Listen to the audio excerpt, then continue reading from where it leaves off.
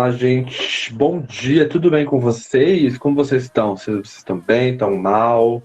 Como é que tá seguindo aí a vidinha de vocês?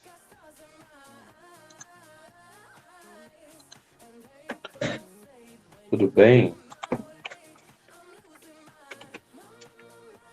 Que bom que vocês estão bem.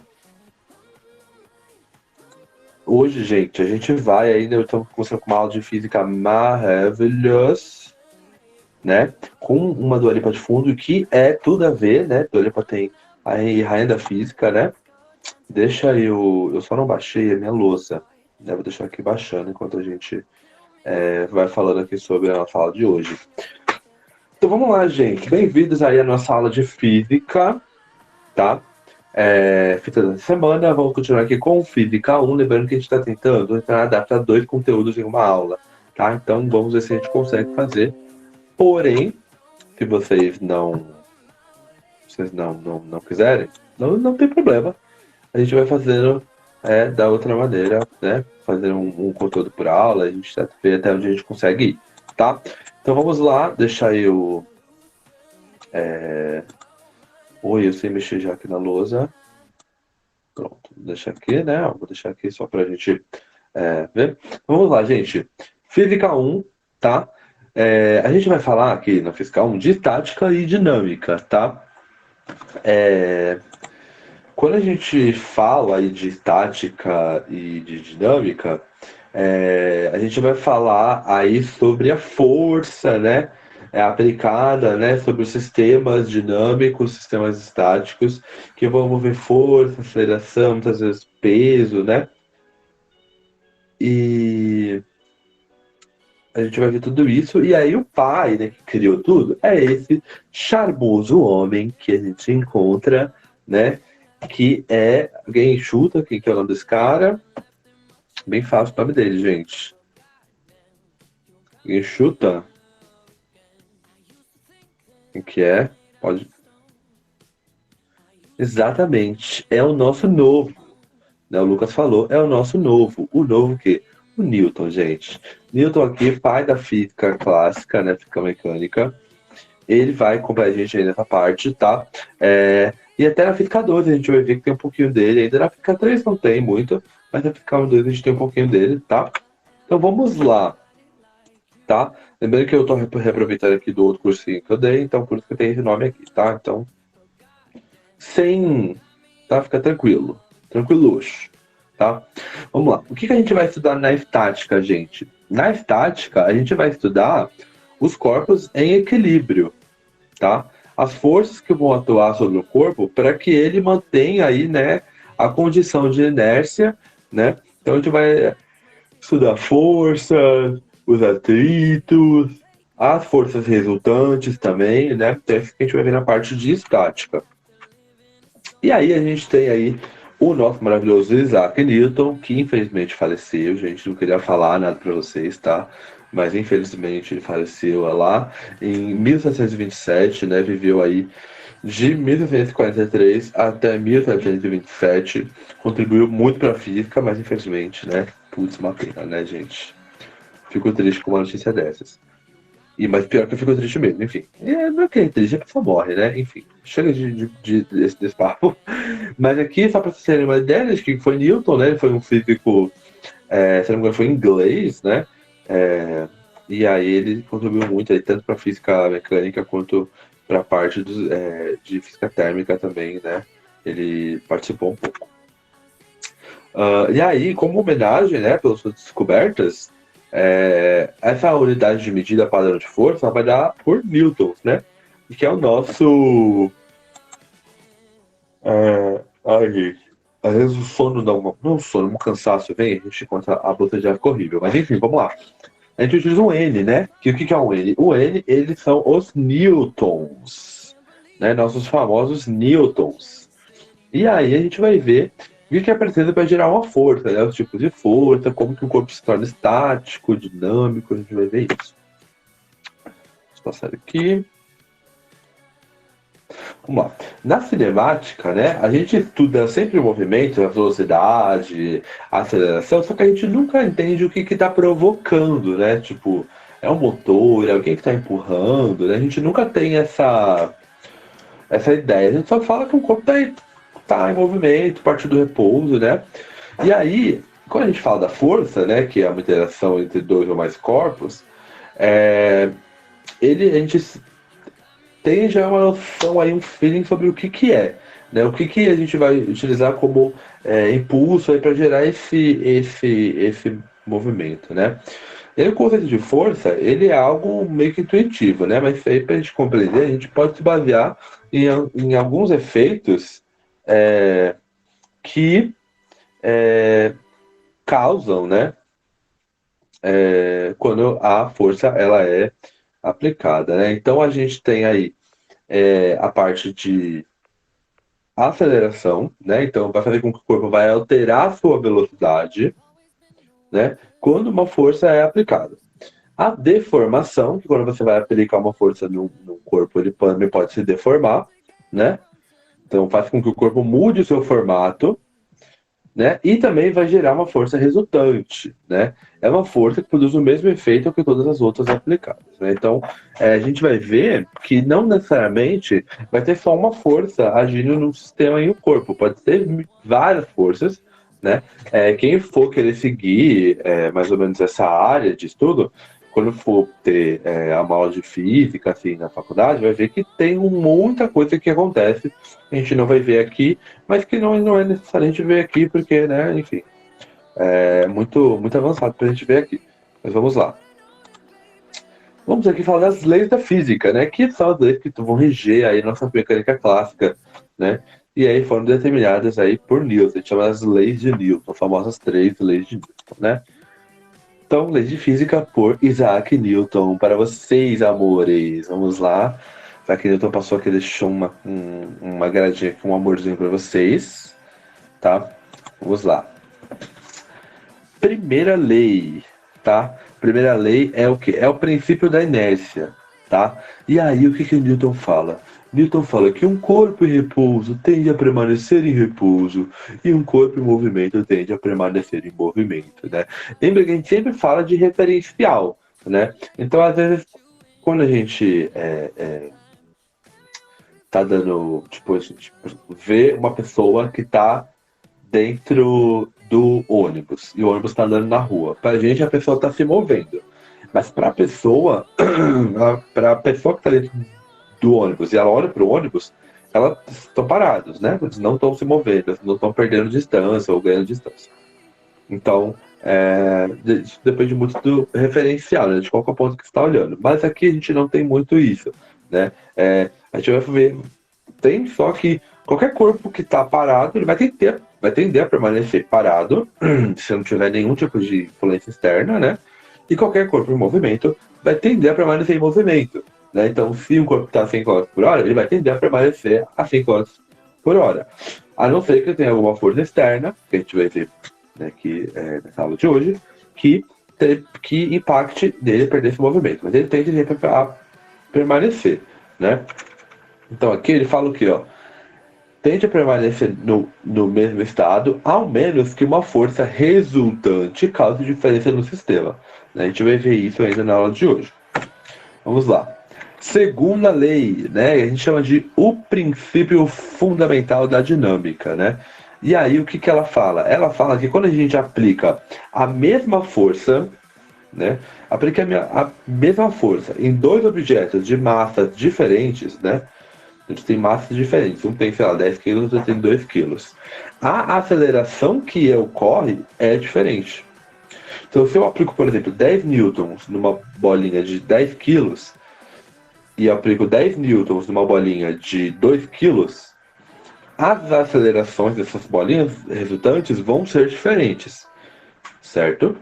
Então, é isso que fala. Ele fala que a força ela é proporcional à multiplicação da massa com a sua aceleração instantânea, tá? E aí a gente tem a nossa famosa fórmula. F é igual a m vezes A. Então a gente tem força é igual a massa vezes a aceleração, tá? E aí a gente tem onde a força medida em newtons, tá? massa medida em quilos e a aceleração medida em metros por segundo ao quadrado, tá? Tudo isso a gente já viu aqui, quilo, a gente sabe que massa é quilo, não é peso, porque peso é força, tá? A gente tem o costume de falar que medir o peso, né? Você vai medir a sua massa. Peso é uma maneira que a gente fala aí, mas peso na verdade é força, né? A gente sempre quando vai uma balança, a gente mede a nossa massa. Aceleração, né? Que a gente já viu na parte de física 1, né? De cinemática. E a força que a gente está começando a ver agora medida em newtons. E a última é a lei do princípio da ação e reação, que é a terceira lei de Newton, né? Ela fala o quê? As forças atuam sempre em pares, né? Para toda força de ação existe uma força de reação. Então, qualquer força que você exercer, esse objeto vai estar exercendo uma força de módulo igual, porém sentido em direção oposta. E que pode ser influenciada por forças externas, sim, tá? Mas isso sempre a gente tem de ver, né, nessas leis, é uma situação ideal, né? O que é uma situação ideal? É quando a gente não tem desequilíbrios externos no nosso sistema, né? Então a gente não tem, por exemplo, perda de temperatura, não tem o atrito, não tem nada disso. Então pensa, você está sentado provavelmente numa cadeira, ou está na sua cama, ou está deitado, e está fazendo uma força, né, na cadeira ou na cama, e a cama está devolvendo essa força para você, né? Então, se a cama não devolvesse a força para você, você estaria afundando na cama até chegar no chão. E se o chão não devolvesse a força para você, você estaria afundando no chão até chegar na terra. E se a terra não devolvesse força para você, você afundaria na terra até chegar no núcleo, né? Então, tem que sempre ter essa ação e reação, tá? Esse aqui é meio que engraçado de falar e meio cômico, mas é exatamente isso. Se você não tiver a reação do chão mandando uma força para cima, você estaria afundando no chão, né? Ele não teria. E aí, por exemplo, o que acontece? Pensa, vocês já viram aquelas slimes? O pessoal que faz slime, assim, tipo Lucas Nerd, esse negócio de slime. Você já percebeu que quando a gente coloca a mão em cima da slime, a gente exerce uma força, só que a mão afunda, ela não fica no lugar? Aquilo a gente chama de de líquido não newtoniano. Ele não segue as leis de Newton, né? Então, por mais que a gente aplique uma força, a força não vai ser igual. Ou seja, a gente vai tender a afundar a nossa mão lá. Mesma coisa acontece, areia molhada na praia, areia que a gente vê, enfim, às vezes areia movediça, a nossa famosa mistura de água com amido de milho, né? Se vocês já chegaram a dar uma olhada, acontece da mesma maneira, tá? São líquidos não newtonianos, eles não seguem as leis de Newton, né? Ele não tem esse princípio da ação e reação. A força que você exerce neles não é a força que você vai receber, ou seja, você vai acabar afundando sua mão, seu pé, se você ficar em cima, né? Exercer uma força, enfim. Vamos lá. Temos um exemplo 1 aqui, né? E aí a gente vai falar muito sobre desenhos, né, aqui nas nossas aulas. Esses desenhos, eles são chamados aí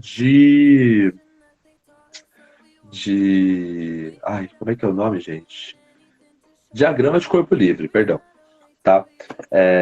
São desenhos que representam as massas, né? Vão ter aqui as setinhas aqui para indicar para onde está indo a força, a intensidade, né?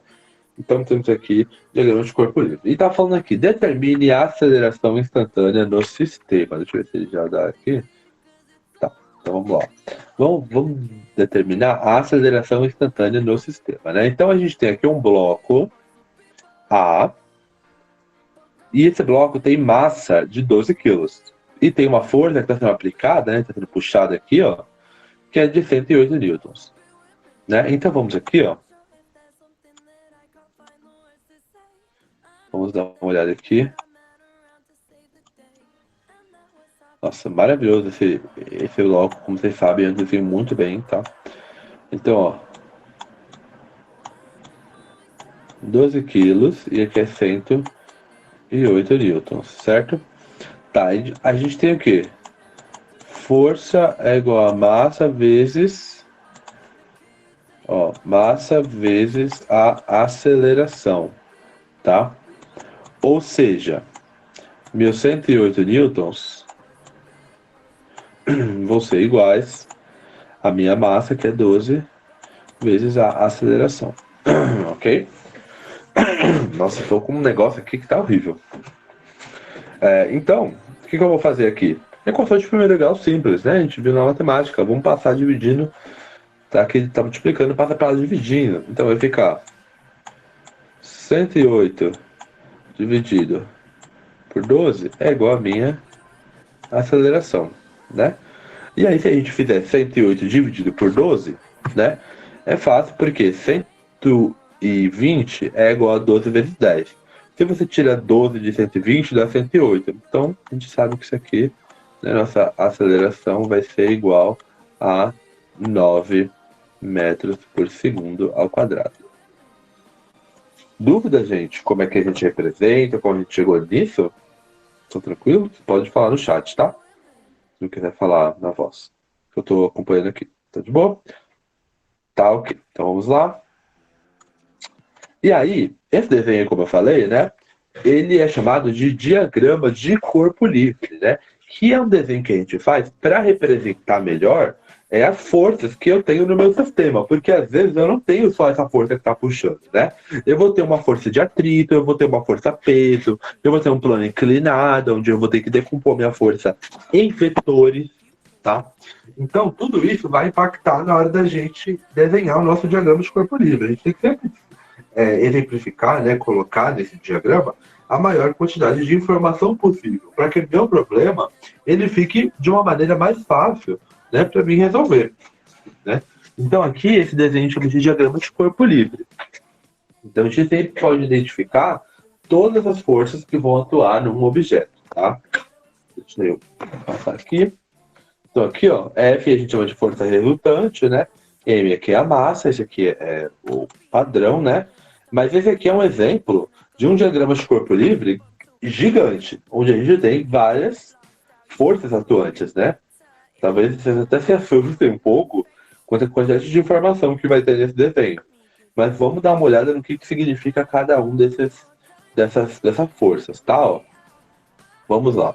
A gente já viu que essa força normal aqui de 108 newtons é a nossa força resultante, né? E aqui nós temos o M, que é a nossa massa. Mas vamos lá. Percebe que temos uma setinha aqui azul, ó. Tá, ó. Um FA. O que é o FA?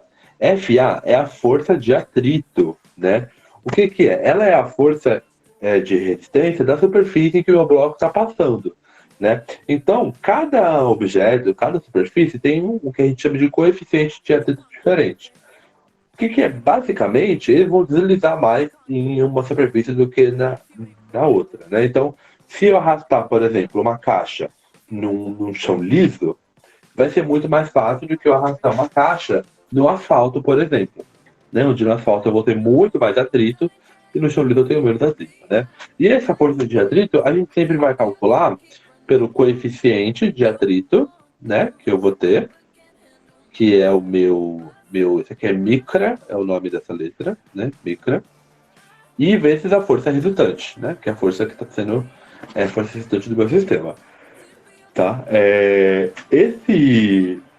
Esse valor, né, de micra, ele vai sempre ser dado para vocês, tá? Quando ele não for dado, você vai ter sempre o FA e o Newton para poder achar, assim, né? Então, geralmente ele é sempre dado esse valor, porque cada superfície tem um coeficiente diferente, tá? Vamos lá. Temos aqui, né, ó, esse verdinho aqui, ó, descendo para cá, ó, força-peso, né? Vai ser a força aplicada pela aceleração da gravidade, né? E ela funciona da mesma maneira que a força normal, que a força resultante, na verdade, né? O que acontece? A força-peso ela é aplicada só no sentido vertical. Ou seja, a gente não tem aceleração como se a gente empurrasse, né? Então, o que vai acontecer? A nossa aceleração, em vez de ser uma aceleração resultante, que vai gerar, né, igual a gente fez no exercício anterior, que deu 9, quando a gente fala de peso, a gente tem a aceleração da gravidade. E aí ela é fixa, né? 9,8, 10 metros por segundo, né? Por segundo ao quadrado. Então, a gente vai ter sempre que a nossa força-peso vai ser a nossa massa vezes a aceleração da gravidade, né? Então, quando você vai, por exemplo, numa balança medir a sua massa, você faz uma força sobre essa balança, né? Porque você tem uma massa, a gravidade, vezes a gravidade está fazendo uma força sobre essa balança, né? A sua força peso está atuando sobre a balança. E aí, lá por algoritmos matemáticos, né, nos circuitos, essas coisas, eles fazem os cálculos e dividem pelo número da gravidade para devolver na telinha o número da sua massa, tá? Não o número do seu peso. Vamos lá. E aí, sempre que a gente tem uma força-peso, né, temos a força normal, que é a força de resistência do objeto, né? Então, se eu tenho, por exemplo, uma força-peso aplicando nesse objeto, vamos supor que esse P aqui, ó, é eu empurrando com o meu dedo, essa caixa.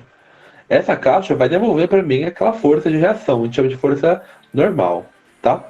Isso vai depender de acordo com a elasticidade, né? Na verdade, é uma força de... Opa, deixa eu voltar pro anterior. Anterior, certo. A força vai depender muito da elasticidade do objeto, né? Objetos mais duros, né, mais rígidos, tendem a devolver mais força do que objetos mais moles, né? Então, por exemplo, se você apertar uma gelatina, você vai ver que a força que você tem que fazer para poder comprimir a gelatina é muito menor do que se você tiver que comprimir, sei lá, uma bolinha de borracha, por exemplo, né? Enfim. E aí, por último, é o nosso FT, que é a força de tração, né? Que vai ser sempre a força aplicada nesse ponto específico aqui, ó, que é quando a gente puxa uma corda, né? Uma corda ideal, né? O que é a corda ideal? É quando a gente tem uma corda que puxa o nosso bloco, né? O nosso móvel. Só que a gente não vai considerar a massa, o tamanho, o diâmetro dessa corda. Só vai considerar que ela está puxando só. E a gente chama isso de força de tração, a força exercida por uma corda ideal. Certo? Alguma dúvida sobre o que significa cada uma dessas nomenclaturas? Como é que a gente acha? Não, tá ok? Certo.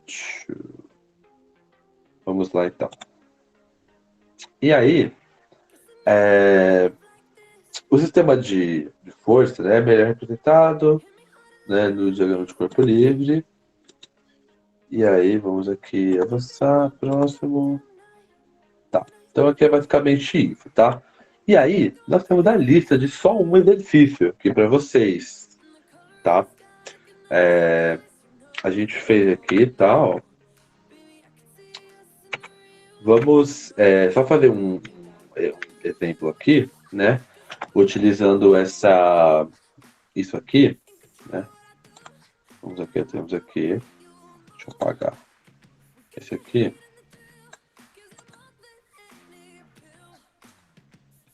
Vamos colocar aqui, ó. E vamos supor que eu tenho na minha superfície coeficiente de atrito, sei lá, de 0,8, certo? E é isso. Aí eu quero saber quais que são todas essas forças exercidas, tá? Então, vamos lá. Seja a minha força resultante, que é 108, né? Então, para mim achar a minha força de atrito, né? Vai ser o quê? Isso vezes a minha força N, né? Então aqui vai ser o quê? 0,8 vezes 108. E aí 0,8 vezes 108 é a mesma coisa que 80% disso, né? Então, quanto mais perto de 1, gente, menos resistência, tá? Ele vai oferecer. Então, se é 20% disso, vamos dividir isso aqui por 10, né? Ó, mas são 8 décimos, vamos dividir isso por 10. Dá 10,8, 10,8 vezes 8, né? Deixa eu colocar aqui mais uma vez, peraí. Vamos fazer aqui, ó. 108, 0,8. 8 vezes 8, 64. Que vai 6 aqui, né? Ó, tem 6 aqui. 8 vezes 0, 0. Aqui 6. 8 vezes 1, 8. Mais. Aqui tem 0, 0, 0. Aí eu vou ter 4, 6, 8. E eu tenho uma vírgula.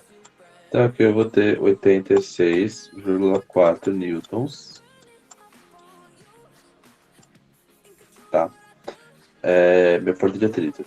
E aí, conforme eu falei, quanto mais perto de 1, mais atrito, quanto mais perto de 0, menos atrito, tá?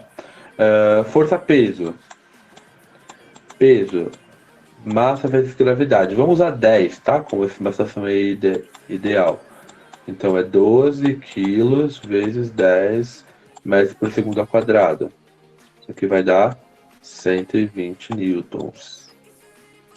Certo? Considerando que isso aqui é um bloco sólido, né? Então a minha força normal, ela vai ser também de 120 newtons. Ela vai devolver tudo, né? E aqui a minha força de tração vai ser igual a 108 newtons, tá? Então, vamos exemplificar aqui, ó. Minha força de atrito vai estar aqui, ó. Força de atrito.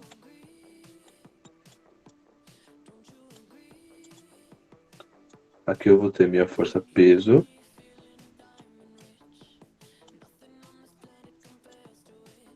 Força peso. E aqui a minha força normal. Ok, amores? Dúvidas sobre isso? Não? Podemos passar para os próximos slides. Eu não sei se vocês estão me ouvindo ainda, acho que estão, né? Então. Força de atrito é sempre contrária da resultante? Geralmente sim, tá? Geralmente é sempre ao contrário. Na verdade, não é porque ela é o contrário, é porque realmente ela é uma resistência, né? Quando você tem uma resistência, vai ter sempre uma força de sentido oposto, tá? Não é porque ela é contrária. Você pode falar que ela é contrária, né? Mas é porque ela é uma resistência que você vai ter, né? Então, essa resistência tende a ser sempre do sentido oposto, né? Você nunca vai ter uma resistência para o mesmo sentido. Então, é isso, tá? Não sei se respondeu a sua pergunta. Vamos lá. Bom, que ótimo. Vamos lá passar então. Então, aqui tem uma listinha para vocês, tá? Lembrando que, ó, tá pedindo para vocês montarem o DFL de vocês. E aí, vocês, ó, quem tá até dia 19 do 6, mas não é 19 do 6, tá? Da próxima aula. E aí vocês vão montar como vocês acharem melhor, tá? Quer montar um desenho no Paint, quer fazer no caderno, tirar uma foto, quer montar, sei lá, um diagrama no Word, quer fazer no PowerPoint, onde vocês quiserem, tá? Eu quero que vocês montem um DCL, né? Que é esse diagrama de corpo livre, com todas as forças resultantes até aqui vistas, né? Então, peso normal, tração e atrito. E aí tem as seguintes especificações, né? Ó, massa 12 quilos. A gente tem força aplicada, ela é progressiva, né?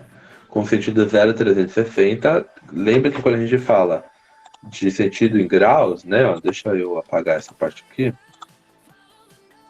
A gente tem o nosso famoso... Nossa, gente, que reta maravilhosa. Deixa eu colocar aqui a regra para ser melhor. A gente vai ter aqui, ó. Ó, deixa eu colocar aqui assim. Muito melhor assim, né? Do que dessa outra maneira. Fica mais bonitinho para vocês, ó.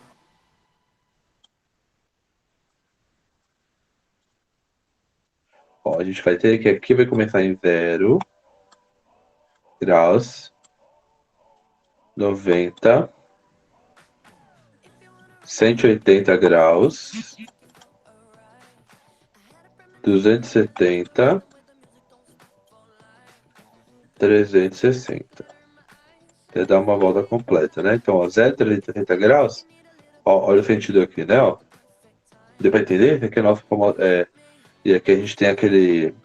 Não sei se vocês já viram, né? Em trigonometria, né, na escola de vocês, aquele famoso círculo trigonométrico. Tem aqui o círculo, aí você tem, por exemplo, quando você vai aqui em 30 graus, aí você tem um valor para cá, um é cosseno, um é seno, aí tem para 45, 60. Ó.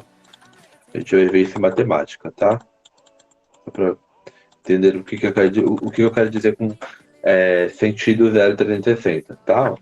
Quer dizer que tá nesse sentido aqui. Aí, coeficiente de atrito aí ele deu 0,078.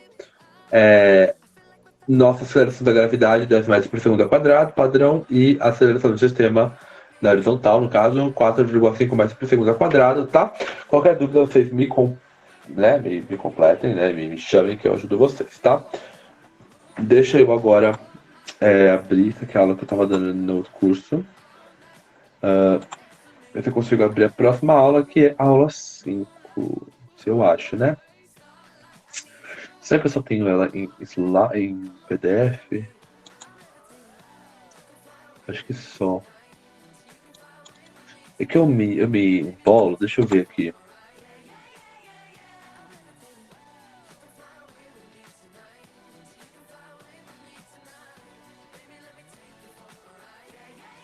Será que essa aula. Não, essa aqui foi a que a gente viu hoje? Talvez, eu acho. Não. Então tem que ser aula 6. Escala 6. Tem em PDF também, né? Obviamente. Certo, deixa eu ver.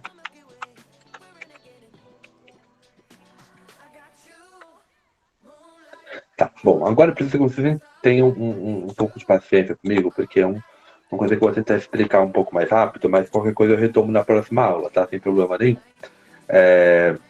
Deixa eu colocar aqui para vocês.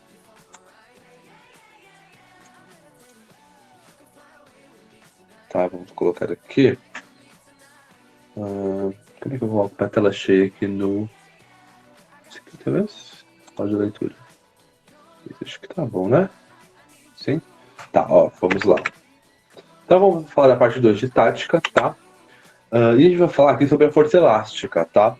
Então, assim, imagina uma situação onde você faz uma pressão sobre uma mola, né? Então, quando você aperta uma caneta para ela abrir, quando você aperta um pregador para prender uma roupa, quando um carro passa no buraco na rua e tem uma força no amortecedor, né? Todas essas situações, elas vão causar força sobre uma mola, né? E essa mola vai oferecer uma resistência. E aí a gente chama isso de força elástica, né? Temos aqui o nosso maravilhoso Robert Hooke, né? Que ele fez aí vários estudos aí e verificou aí que essa deformação da mola vai aumentar sempre proporcionalmente à força aplicada sobre a mesma, né? Então, a gente chama isso aí de lei de Hooke, né? Então, temos aqui a nossa lei de Hooke, vai ser o quê? Força aplicada sobre uma mola vai ser sempre, isso aqui é a constante elástica de cada mola, obviamente ele vai dar esse valor para você, e a deformação causada, isso aqui em metros, tá? Sempre em metros. Então a força é igual à constante da mola vezes a deformação causada em metros. Lembrando que isso é proporcional a isso, tá? E aí a gente tem aqui uma coisa que eu acho que dá pra passar, talvez aqui. Ó, vamos lá, por exemplo, ó. Um corpo de 10 kg está em equilíbrio. Né? Em equilíbrio está preso à extremidade de uma bola, cuja constante elástica é 150 newtons por metro. Né? Considerando, né, que a gravidade é 10 metros por segundo ao quadrado, qual que é a deformação dessa mola? Tá? Então pensa aqui, ó. Vamos voltar aqui para o nosso desenho aqui, ó. O que ele quer dizer com ele estar preso à extremidade de uma bola? Por exemplo, está acontecendo isso aqui, ó.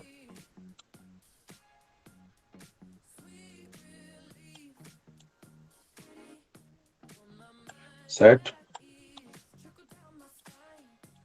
Ó, e ele tem aqui 10 quilogramas. Certo? Não tem nenhuma base aqui, né? Nenhum chão, né? Então ele tá tendo uma força para baixo, né? Que a gente chama de força-peso. E no caso é a nossa força que a gente quer achar, né? E aí ele fala que é 10 metros por segundo, né? É ao quadrado da nossa gravidade. Então aqui a gente tem que a nossa força-peso vai ser o quê? Vai ser minha massa vezes a minha aceleração. Isso aqui vai dar 100 newtons. Certo? Então eu já tenho uma força aqui.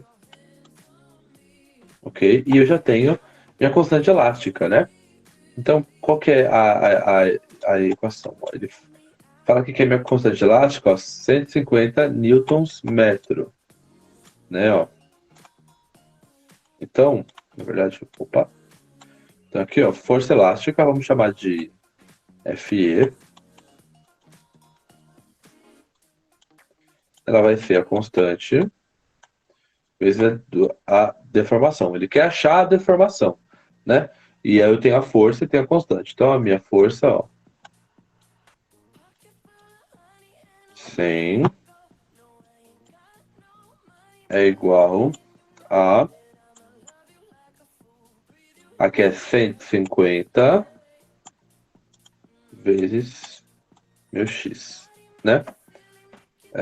É isso aí. Aí o que vai acontecer? O meu 150 está multiplicando com x, certo? Vou passar para lá dividindo, né? Ó, multiplicou, vou passar para lá dividindo. Então vai ficar 100 dividido por 150. Né?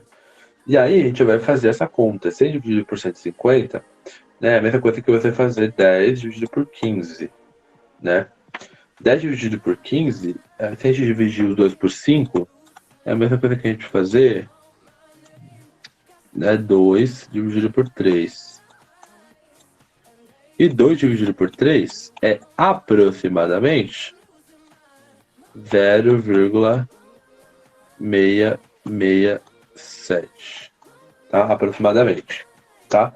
Então, isso aqui se eu passar para metros, né? 0,667 metros, né? Eu vou ter que a minha deformação foi de 0,667 metros, né? Ou posso falar que também foi 66,7 centímetros, né? Tá, essa é a minha deformação. Então, o que eu quero dizer quando eu falo deformação? Ela tá desse tamanho, ela passou a ficar assim, ó. Entendeu? Ela deformou, ela esticou, tá? Isso que eu quero dizer com deformação. Dúvidas, gente, como a gente chegou nesse resultado, como a gente faz esse cálculo?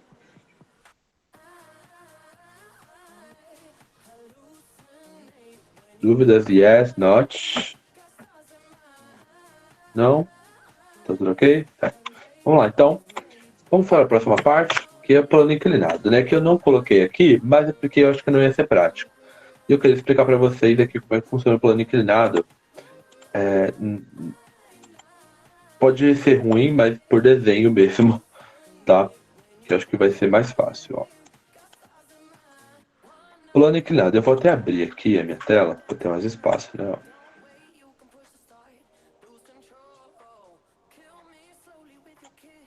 Vamos colocar aqui, sei lá, 30 graus.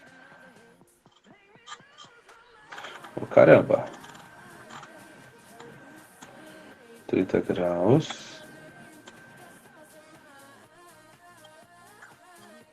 Oh, meu Deus.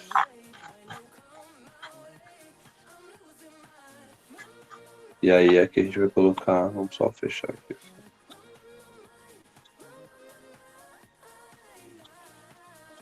Certo, ó. Vamos pensar que agora o nosso plano não é mais reto, ele vai ser inclinado dessa maneira aqui, né? Ó. Deixa eu só mover aqui, né? Ó. Pensar que o nosso plano ele é inclinado, ele não é mais retinho igual ele era antes, né? E aí eu vou ter o meu bloco dessa maneira aqui, ó.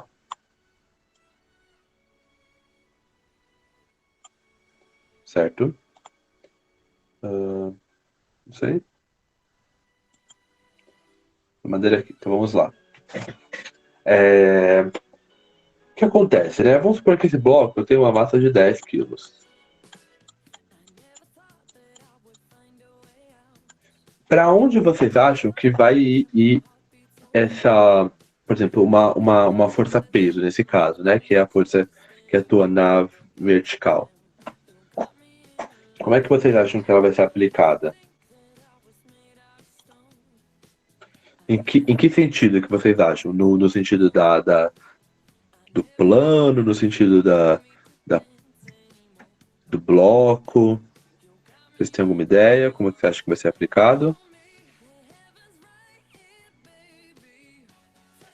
Sim, não, não, sim, sim, não. Não tem? Se vocês não tiverem, não tem problema. Eu vou falar para vocês. A gente pode achar que é aplicada para cá, né? Só que tá errado, não é, né? E também não é aplicada para cá. Força-peso é sempre na vertical, ou seja, ela é aplicada para cá. E aí que tá a questão. O nosso plano, ele não permite que o bloco faça essa força, né? E ele volte.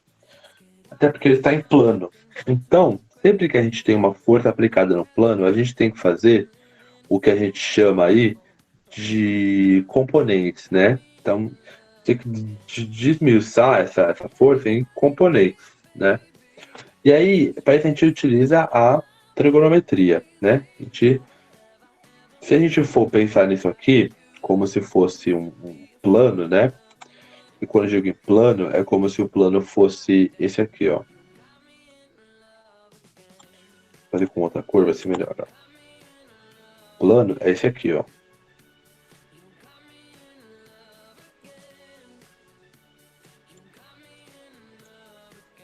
Certo? Você percebe que a minha força, ela não está seguindo o meu plano, né? Então, se para minha força não está seguindo o meu plano, eu preciso transformar essa força em uma força que siga o meu plano, que fique ou paralela ou perpendicular aos eixos, né? Então aqui eu tenho o eixo Y e aqui eu tenho o X, né? Então, para isso, o que eu vou precisar fazer? Eu vou precisar desmiuçar. Então, ó, a gente vai chamar de componentes. Então, ó, eu vou ter uma força para cá e uma para cá. Ó, deixa eu fazer para cá. Que, se a gente for ver, ó, for projetar como se fosse uma sombra aqui, ó, elas vão ter uma sombra para cá e uma sombra para cá, certo? E aí o que acontece? O que influencia para a gente achar aqui? Esse ângulo, né? Então, uma coisa que a gente sempre tem que ter em mente, né, antes de fazer isso, infelizmente, tem que gravar aquela tabela da trigonometria, tá? Então, a gente vai ter sempre, ó, 30, 60, 90, a gente vai ter seno, cosseno e tangente, né? Então, ó,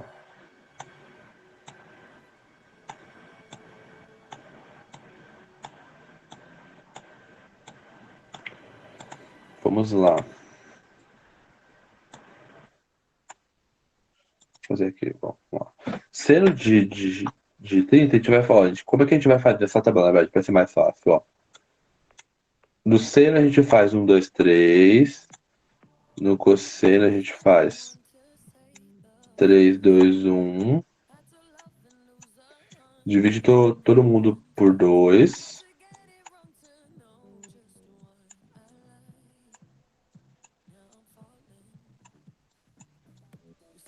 Certo? E vai tirar a raiz de todos os numeradores. Só que raiz de 1 é 1, então não precisa pôr, né? Então, ó, raiz de 2,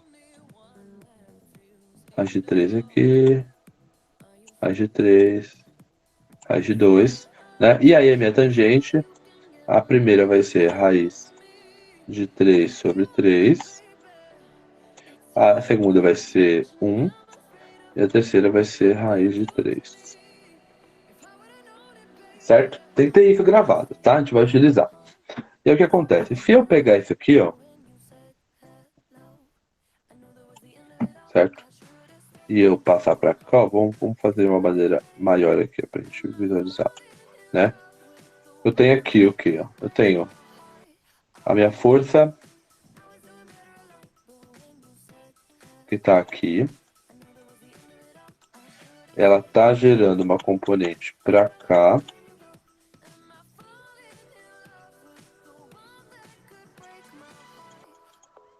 E uma para cá. E se a gente for pensar aqui na semelhança de triângulos, né? O que eu quero dizer com semelhança de triângulos? Se a gente for olhar com base nesse ângulo aqui, ó, esse vai ser o mesmo que esse, né? Ó. Ou seja, aqui também é alfa. E se esse aqui é alfa, esse aqui também não pode ser. Então o outro que vai ser esse aqui. Certo? Então vamos lá. Aqui ele vai ter uma força de 100, né? Porque 10 kg vezes 10 de gravidade foi 100. Isso não é segredo para ninguém, tá? Então, se aqui eu vou ter 100, lembra que a gente fez aqui isso aqui com o ângulo de 30 graus? A gente vai fazer o quê, né? Todo mundo consegue enxergar aqui, ó, um triângulo aqui, ó, triângulo retângulo, onde tem um ângulo de 90 graus aqui. Vocês estão enxergando, né? Ó, se eu pegar aqui, aqui, aqui, eu vou ter um triângulo retângulo. E essas propriedades aqui, até o momento, valem para triângulo retângulo. Então a gente vai utilizar, né? E a gente quer saber qual que é essa reta aqui, né? Então, lembra aqui, ó, seno, o que é o seno? Cateto oposto sobre hipotenusa. Cosseno é o quê? Cateto adjacente sobre hipotenusa. A gente vai ver isso em matemática depois, tá? E o que é tangente? Cateto oposto sobre cateto adjacente. Corri, caí, depois tomei uma coca para ficar suave. É como a gente lembra isso aqui. Mas vamos lá. Se é que eu tenho 100, ó, essa minha setinha vale 100, né? Esse meu vetor aqui, ó. Se ele vale 100 e o meu ângulo aqui vale 30, né? A gente sabe que esse que vale 100, ele está oposto a esse ângulo de 90 graus, que é a minha hipotenusa. Então, se esse vale 100 e está oposto ao meu ângulo de 90 graus aqui, vou chamar de hipotenusa. E esse aqui, ó, a gente chama o quê? De cateto adjacente. Por quê? O meu ângulo em referência nesse triângulo aqui, ó, esse triângulo aqui é esse alfa. E esse cateto, ele está fazendo esse ângulo, tá? Ele está formando esse ângulo. E aí, o que acontece? Como ele está formando esse ângulo, tá? Ele vai... o que vai acontecer aqui? Ele vai ser chamado de cateto adjacente. E se eu tenho hipotenusa e cateto adjacente, qual que é a fórmula que eu vou usar? Cosseno, certo? Porque meu cateto adjacente dividido pela hipotenusa é, né, no caso aqui de 30 graus, né, porque meu alfa vale 30, é raiz de 3 sobre 2. Tá? Vamos fazer aqui.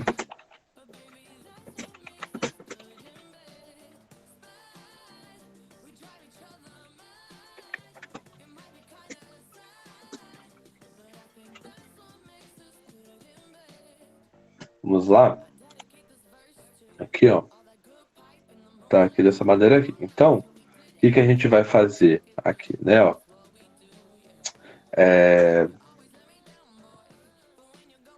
Vamos colocar aqui. Então, minha hipotenusa vai ser assim. Então, vamos colocar aqui o cosseno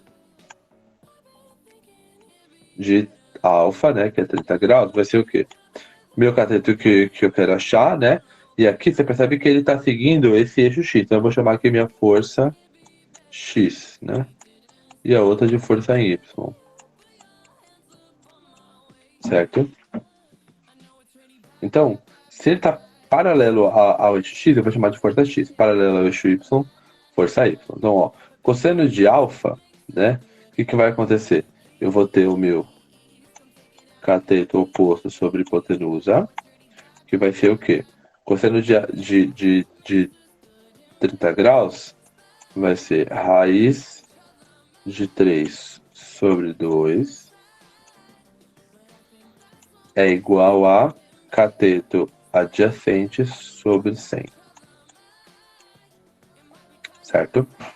E aí, o que acontece? Esse meu 100 tá multiplicando. Não, ele tá dividindo, aliás, vai passar para lá multiplicando. Então vai ficar o quê? 100 raiz de 3 dividido por 2, certo? Isso aqui é igual ao meu cateto adjacente, que é o que eu quero achar, né? Que é o meu fx. Eu posso cortar esse 100 com esse 2 e esse 100 vai virar 50, né? Eu vou ter 50 vezes raiz de 3. E aí, geralmente o exercício dá o valor de raiz de 3, né? Então, como ele dá aí esse valor de raiz de 3 para vocês, geralmente ele vamos colocar como 1,73, né? Então eu vou fazer 50 vezes raiz de 3, né? E isso vai dar aproximadamente 86,5, né? Então isso aqui é a minha força, que eu tenho x, né? Isso aqui é a minha força de x, ó. Força de x, 86,5 newtons, ok? Certo. Agora, como essa força é 86,5 newtons, né, força de x, vocês devem estar pensando, é só eu pegar o 100 e diminuir e vai dar o y. Negativo. Quando a gente faz uma soma de vetor, não é assim que funciona, tá? Você não é somar os dois valores. A gente tem que fazer esse mesmo processo para esse em y aqui. Agora, para que você perceber, a gente vai continuar tendo o nosso 100 como hipotenusa, aqui, né? Só que nesse triângulo aqui, ó, o meu ângulo ele vai estar aqui, ó. E o que eu quero achar está oposto ao ângulo. Então, se é o cateto oposto, eu vou utilizar seno, certo? Então, eu quero achar o cateto oposto, eu vou utilizar seno. Então, se eu vou utilizar seno, como é que vai ficar, ó? Deixa eu dar uma diminuidinha aqui só na tela para poder caber aqui, né? Ó, se eu vou utilizar seno, ó, seno de alfa vai ser cateto oposto sobre hipotenusa. E aí eu não tenho meu cateto oposto, que é meu FY, que eu preciso achar, né? Mas eu tenho a minha hipotenusa, que é o 100. Que continua sendo 100, né? Eu vou colocar aqui como FY já, tá? Para ficar mais fácil. E aí eu sei que meu seno de 30 aqui, ó, é o quê? É o meio, ou seja, isso aqui vai ser igual a meio também, né? Certo. Então, se isso aqui vai ser igual a meio, o que vai ser aqui? Força em Y sobre 100 é igual a meio. Que meio é seno de 30, né? Eu posso pegar o quê? Esse 100 tá dividindo, passo para cá, multiplicando. Então vai ficar 100 vezes 1 dividido por 2 é igual a minha força em Y. Certo? Eu posso dividir só aqui, né? Vai dar 50 também. 50 vezes 1 é 50. Então a minha força em Y é 50 newtons. Percebe que eu somando as duas forças, elas não dão 100? E tá tudo bem, porque a gente não tá somando forças no mesmo sentido. Quando a gente soma força no sentido oposto, nunca vai dar a soma da nossa força restante peso, se a gente fazer o que a gente chama de soma vetorial. Tá? Deixa eu abrir aqui, deixa vocês mandaram. Então, a gente achou essa força aqui que está sendo aplicada no plano, ó. Aqui, ó. Ela é de 50 newtons. Ou seja, o plano devolve 50 newtons para ela. Então, se eu tenho que minha força Y, que está sendo aplicada no plano, é de 50 newtons, a força que eu vou ter aqui normal também vai ser 50 newtons.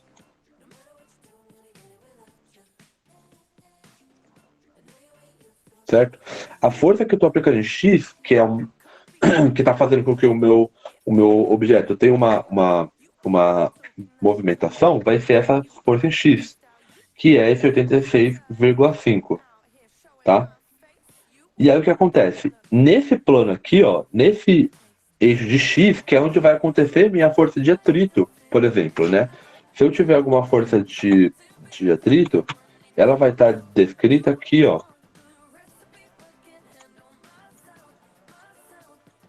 Força de atrito.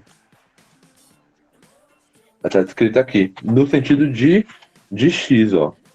Não, eu acabei de apontar para a tela como se vocês estivessem vendo. Enfim, aqui, ó. Força de atrito vai estar sempre no mesmo plano. Então vai estar sempre no meu ângulo X, no meu plano X. E a força normal, né, aplicada direto no plano, no eixo Y. Então, quando a gente tem um plano inclinado, a gente tem que tomar esse cuidado de decompor essas forças para poder achar a força resultante, força de atrito que tiver. Vocês entenderam como a gente achou isso, gente? Tipo, de coração mesmo, nem que eu, tipo, tive uma dúvida em uma coisinha, não sei o que, ou não, eu entendi. Vocês entenderam mesmo? Pelo amor de Deus. Luffy entendeu, Luffy é maravilhoso, entende tudo, entendeu, top demais, arrasou. Entendi, tá. A gente vai ter uma aula, eu prometo que eu trago o seno cosseno e matemática para a gente ver, tá? Na semana que vem, pode ser então? A gente trabalha aí trigonometria. E aí já complementa, tá? Então vamos lá. Deixa eu só dar uma olhada aqui. Então, dei isso aqui. Então foi isso, nossa explicação sobre plano inclinado, né? E aí, o que eu tenho aqui de exercício, eu acho, né? Eu vou deixar esse exemplo 2, tá? Como um exercício para vocês, tá? Então, vocês vão fazer o plano inclinado, ó. Tá formando 30 graus com horizontal, né? E tem o atrito. É para vocês fazerem um DCL também, tá? Fazerem um DCL, só que com plano inclinado agora. Então vai ter massa de 12 quilos, 30 graus, aí usar aqueles mesmos valores de sempre. Aceleração, 10 metros por segundo, né? Tudo isso. Aqui vocês não vão precisar utilizar nenhum tipo de aceleração do sistema, tá? Só quero que vocês achem com a força-peso no plano inclinado mesmo, tá? E aí, qualquer dúvida vocês me procurem.